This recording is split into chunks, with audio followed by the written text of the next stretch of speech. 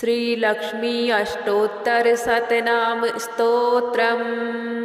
वन्दे पद्मकरां प्रसन्नवदनां सौभाग्यदां भाग्यदां हस्ताभ्यामभयप्रदां मणिगणः नानाविधः भूषितां भक्ताभीष्टफलप्रदां हरिहरब्रह्मादिभिः सेवितां पार्श्वे पङ्कजशङ्खपद्म निधिभिः युक्तां सदा शक्तिभिः सरसिजनयने सरोजहस्ते धवलतरांशुकगन्धमाल्यशोभे भगवति हरिवल्लभे मनोज्ञे त्रिभुवनभूतिकरि प्रसीद मह्यम्।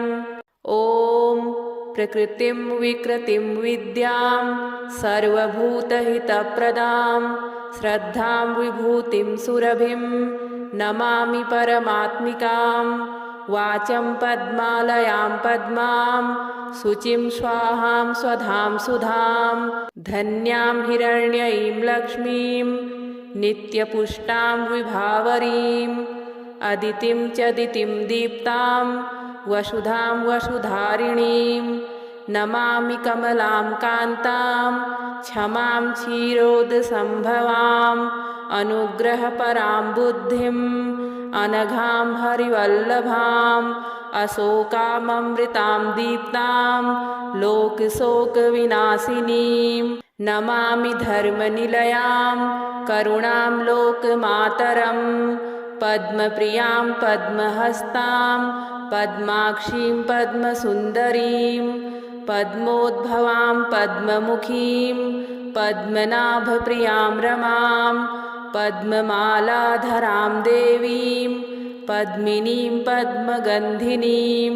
पुण्यगन्धां सुप्रसन्नां प्रसादाभिमुखीं प्रभां नमामि चन्द्रवदनां चन्द्रां चन्द्रसहोदरीं चतुर्भुजां चन्द्ररूपां इन्दिरामिन्दुशीतलां आह्लादजननीं पुष्टिं शिवां शिवकरीं सतीं विमलां विश्वजननीं तुष्टिं दारिद्र्यनाशिनीं प्रीतिपुष्करिणीं शान्तां शुक्लमाल्याम्बरां श्रियं भास्करीं बिल्वनिलयां वरारोहां यशस्विनीं वसुन्धरामुदाराङ्गां हरिणीं हेममालिनीं धनधान्यकरीं सिद्धिं श्रेणसौम्यां शुभप्रदां नृपवेश्मगतानन्दां वरलक्ष्मीं वशुप्रदां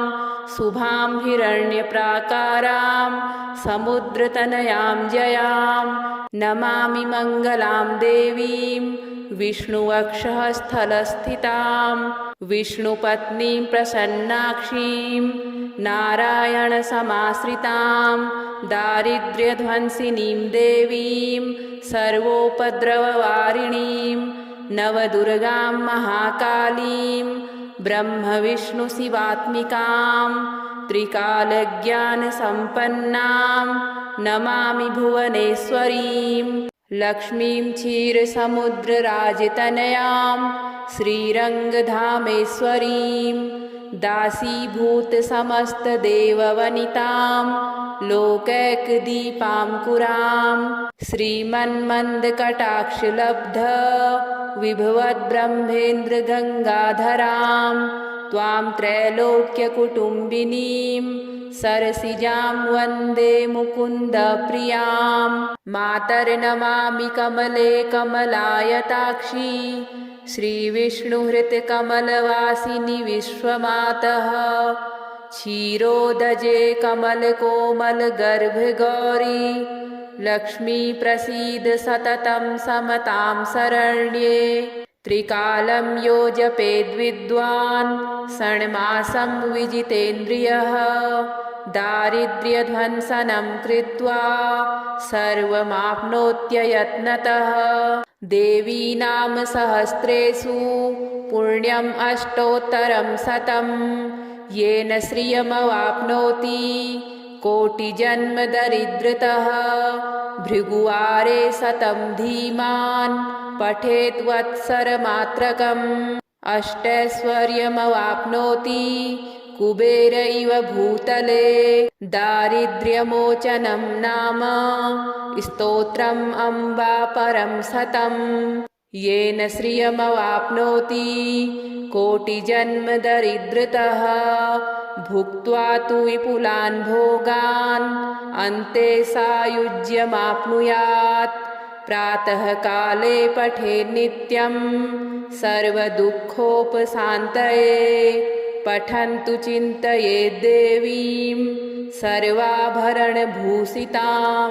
ॐ प्रकृतिं विकृतिं विद्यां सर्वभूतहितप्रदां श्रद्धां विभूतिं सुरभिं नमामि परमात्मिकां वाचं पद्मालयां पद्मां शुचिं स्वाहां स्वधां सुधां धन्यां हिरण्ययीं लक्ष्मीं नित्यपुष्टां विभावरीम् अदितिं च दितिं दीप्तां वसुधां वसुधारिणीं नमामि कमलां कान्तां क्षमां क्षीरोदसम्भवाम् अनुग्रहपरां बुद्धिम् अनघां हरिवल्लभाम् अशोकाममृतां दीप्तां लोकशोकविनाशिनीं नमामि धर्मनिलयां करुणां लोकमातरम् पद्मप्रियां पद्महस्तां पद्माक्षीं पद्मसुन्दरीं पद्मोद्भवां पद्ममुखीं पद्मनाभप्रियां रमां पद्ममालाधरां देवीं पद्मिनीं पद्मगन्धिनीं पुण्यगन्धां सुप्रसन्नां प्रसादाभिमुखीं प्रभां नमामि चन्द्रवदनां चन्द्रां चन्द्रसहोदरीं चतुर्भुजां चन्द्ररूपां इन्दिरामिन्दुशीतलाम् आह्लादजननीं पुष्टिं शिवां शिवकरीं सतीं विमलां विश्वजननीं तुष्टिं दारिद्र्यनाशिनीं प्रीतिपुष्करिणीं शान्तां शुक्लमाल्याम्बरां श्रियं भास्करीं बिल्वनिलयां वरारोहां यशस्विनीं वसुन्धरामुदाराङ्गां हरिणीं हेममालिनीं धनधान्यकरीं सिद्धिं श्रेणसौम्यां शुभप्रदां नृपवेश्मगतानन्दां वरलक्ष्मीं वशुप्रदां शुभां हिरण्यप्राकारां समुद्रतनयां जयां नमामि मङ्गलां देवीं विष्णुवक्षः स्थलस्थितां विष्णुपत्नीं प्रसन्नाक्षीं नारायणसमाश्रितां दारिद्र्यध्वंसिनीं देवीं सर्वोपद्रववारिणीं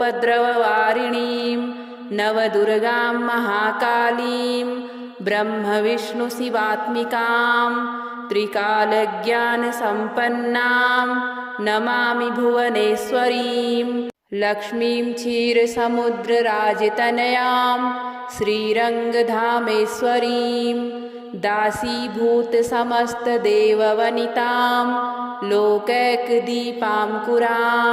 श्रीमन्मन्दकटाक्षलब्ध विभवद्ब्रह्मेन्द्रगङ्गाधरां त्वां त्रैलोक्यकुटुम्बिनीं सरसिजां वन्दे मुकुन्दप्रियां मातर्नमामि कमले कमलायताक्षी श्रीविष्णुहृतकमलवासिनि विश्वमातः क्षीरोदजे कमलकोमलगर्भगौरी लक्ष्मी प्रसीद सततं समतां शरण्ये त्रिकालं यो जपेद्विद्वान् षण्मासं विजितेन्द्रियः दारिद्र्यध्वंसनं कृत्वा सर्वमाप्नोत्ययत्नतः देवी नाम सहस्रेषु पुण्यम् अष्टोत्तरं शतं येन श्रियमवाप्नोति कोटिजन्मदरिद्रतः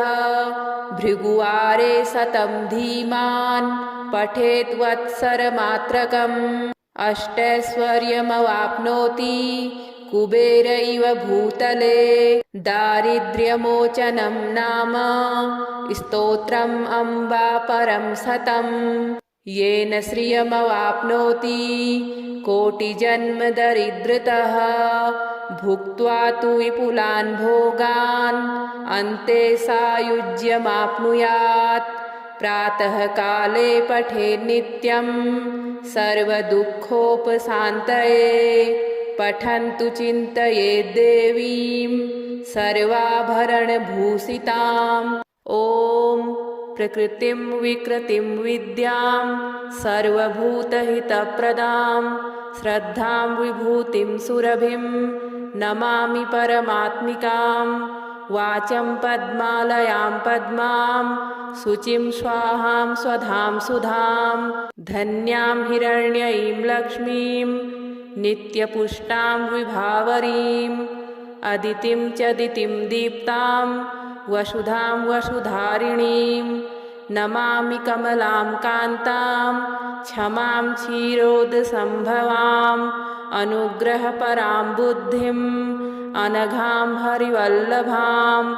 अशोकाममृतां दीप्तां लोकशोकविनाशिनीं। नमामि धर्मनिलयां करुणां लोकमातरं।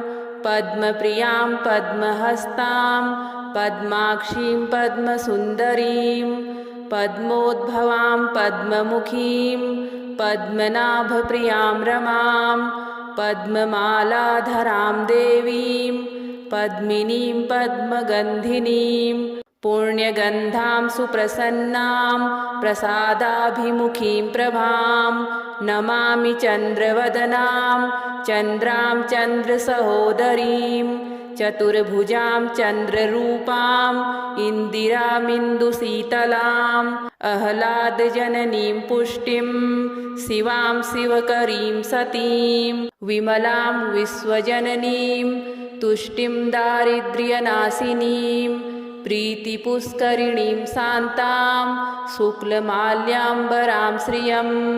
भास्करीं बिल्वनिलयां वरारोहां यशस्विनीं। वसुन्धरामुदाराङ्गां हरिणीं हेममालिनीं। धनधान्यकरीं सिद्धिं श्रेणसौम्यां शुभप्रदां। नृपवेश्मगतानन्दां वरलक्ष्मीं वशुप्रदां। शुभां हिरण्यप्राकारां समुद्रतनयां जयां। नमामि मङ्गलां देवीं विष्णुवक्षः स्थलस्थितां। विष्णुपत्नीं प्रसन्नाक्षीं नारायणसमाश्रितां। दारिद्र्यध्वंसिनीं देवीं सर्वोपद्रववारिणीं। नवदुर्गां महाकालीं ब्रह्मविष्णुशिवात्मिकां। त्रिकालज्ञानसम्पन्नां नमामि भुवनेश्वरीं। लक्ष्मीं क्षीरसमुद्रराजतनयां श्रीरङ्गधामेश्वरीं। दासीभूतसमस्तदेववनितां लोकैकदीपाङ्कुरां। श्रीमन्मन्दकटाक्षलब्ध विभवद्ब्रह्मेन्द्रगङ्गाधरां। त्वां त्रैलोक्यकुटुम्बिनीं सरसिजां वन्दे मुकुन्दप्रियां। मातर्नमामि कमले कमलायताक्षी श्रीविष्णुहृत्कमलवासिनि विश्वमातः। क्षीरोदजे कमलकोमलगर्भगौरी लक्ष्मी प्रसीद सततं समतां शरण्ये। त्रिकालं यो जपेद्विद्वान् षण्मासं विजितेन्द्रियः। दारिद्र्यध्वंसनं कृत्वा सर्वमाप्नोत्ययत्नतः। देवीनाम सहस्रेषु पुण्यम् अष्टोत्तरं शतम्। येन श्रियमवाप्नोति कोटिजन्म दरिद्रतः। भृगुवारे शतं धीमान् पठेत् वत्सरमात्रकम्। अष्टैश्वर्यमवाप्नोति कुबेर इव भूतले दारिद्र्यमोचनं नाम स्तोत्रम् अम्बा परं सतं येन श्रियमवाप्नोति कोटिजन्मदरिद्रतः भुक्त्वा तु विपुलान् भोगान् अन्ते सायुज्यमाप्नुयात् प्रातःकाले पठेत् नित्यं सर्वदुःखोपशान्तये पठन्तु चिन्तयेत् देवीं सर्वाभरणभूषिताम् ॐ प्रकृतिं विकृतिं विद्यां सर्वभूतहितप्रदां श्रद्धां विभूतिं सुरभिं नमामि परमात्मिकां वाचं पद्मालयां पद्मां शुचिं स्वाहां स्वधां सुधां धन्यां हिरण्ययीं लक्ष्मीं नित्यपुष्टां विभावरीम् अदितिं च दितिं दीप्तां वसुधां वसुधारिणीं नमामि कमलां कान्तां क्षमां क्षीरोदसम्भवाम् अनुग्रहपरां बुद्धिम् अनघां हरिवल्लभाम् अशोकाममृतां दीप्तां लोकशोकविनाशिनीं नमामि धर्मनिलयां करुणां लोकमातरं पद्मप्रियां पद्महस्तां पद्माक्षीं पद्मसुन्दरीं पद्मोद्भवां पद्ममुखीं पद्मनाभप्रियां रमां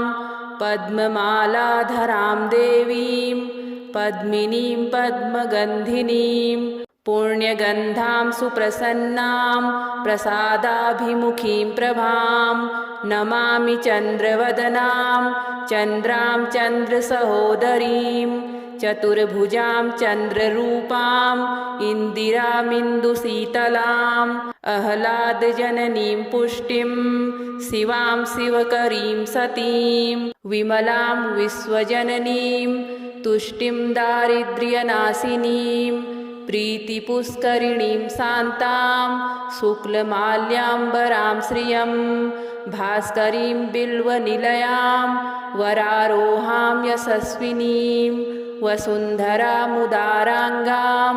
हरिणीं हेममालिनीं धनधान्यकरीं सिद्धिं श्रेणसौम्यां शुभप्रदां नृपवेश्मगतानन्दां वरलक्ष्मीं वशुप्रदां शुभां हिरण्यप्राकारां समुद्रतनयां जयां नमामि मङ्गलां देवीं विष्णुवक्षः स्थलस्थितां विष्णुपत्नीं प्रसन्नाक्षीं नारायणसमाश्रितां दारिद्र्यध्वंसिनीं देवीं सर्वोपद्रववारिणीं नवदुर्गां महाकालीं ब्रह्मविष्णुशिवात्मिकां त्रिकालज्ञानसम्पन्नां नमामि भुवनेश्वरीं लक्ष्मीं क्षीरसमुद्रराजतनयां श्रीरङ्गधामेश्वरीं दासीभूतसमस्तदेववनितां लोकैकदीपाङ्कुरां श्रीमन्मन्दकटाक्षलब्ध विभवद्ब्रह्मेन्द्रगङ्गाधरां त्वां त्रैलोक्यकुटुम्बिनीं सरसिजां वन्दे मुकुन्दप्रियां मातर्नमामि कमले कमलायताक्षी श्रीविष्णुहृतकमलवासिनि विश्वमातः क्षीरोदजे कमलकोमलगर्भगौरी लक्ष्मी प्रसीद सततं समतां शरण्ये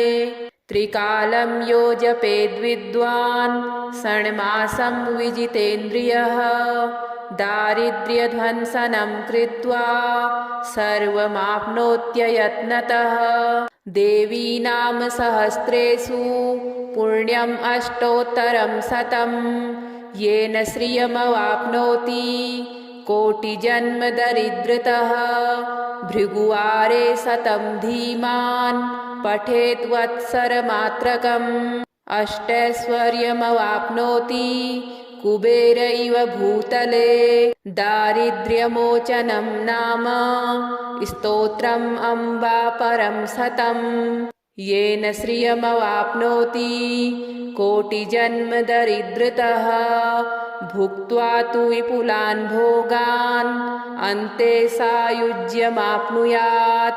प्रातःकाले पठेन्नित्यं सर्वदुःखोपशान्तये पठन्तु चिन्तयेद् देवीं सर्वाभरणभूषिताम्। ॐ प्रकृतिं विकृतिं विद्यां सर्वभूतहितप्रदां श्रद्धां विभूतिं सुरभिं नमामि परमात्मिकां।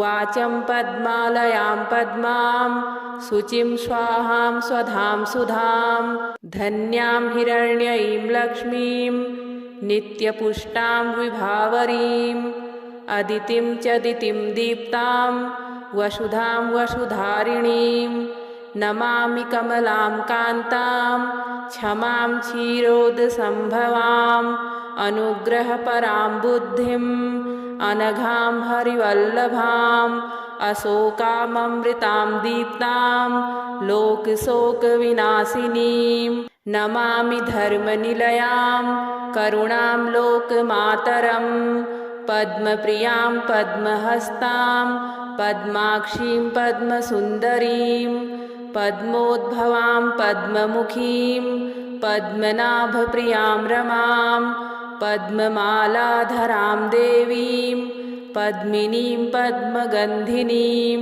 पुण्यगन्धां सुप्रसन्नां प्रसादाभिमुखीं प्रभां नमामि चन्द्रवदनां चन्द्रां चन्द्रसहोदरीं चतुर्भुजां चन्द्ररूपां इन्दिरामिन्दुशीतलाम् आह्लादजननीं पुष्टिं शिवां शिवकरीं सतीं विमलां विश्वजननीं तुष्टिं दारिद्र्यनाशिनीं प्रीतिपुष्करिणीं शान्तां शुक्लमाल्याम्बरां श्रियं भास्करीं बिल्वनिलयां वरारोहां यशस्विनीं वसुन्धरामुदाराङ्गां हरिणीं हेममालिनीं धनधान्यकरीं सिद्धिं श्रेणसौम्यां शुभप्रदां नृपवेश्मगतानन्दां वरलक्ष्मीं वशुप्रदां शुभां हिरण्यप्राकारां समुद्रतनयां जयां नमामि मङ्गलां देवीं विष्णुवक्षस्थलस्थितां विष्णुपत्नीं प्रसन्नाक्षीं नारायणसमाश्रितां दारिद्र्यध्वंसिनीं देवीं सर्वोपद्रववारिणीं नवदुर्गां महाकालीं ब्रह्मविष्णुशिवात्मिकां त्रिकालज्ञानसम्पन्नां नमामि भुवनेश्वरीं लक्ष्मीं क्षीरसमुद्रराजतनयां श्रीरङ्गधामेश्वरीं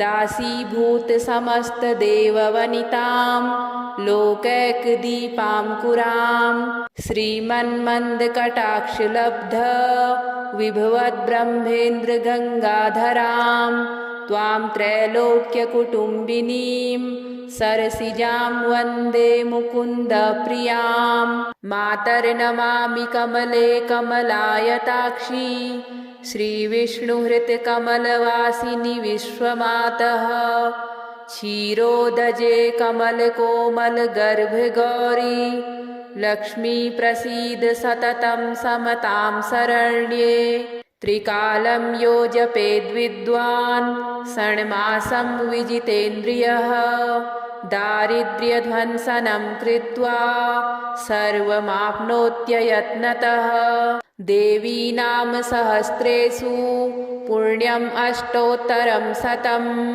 येन श्रियमवाप्नोति कोटिजन्मदरिद्रतः भृगुवारे शतं धीमान् पठेत् वत्सरमात्रकम् अष्टैश्वर्यमवाप्नोति कुबेर इव भूतले दारिद्र्यमोचनं नाम स्तोत्रम् अम्बा परं शतं येन श्रियमवाप्नोति कोटिजन्मदरिद्रतः भुक्त्वा तु विपुलान् भोगान् अन्ते सायुज्यमाप्नुयात्। प्रातःकाले पठेन्नित्यं सर्वदुःखोपशान्तये।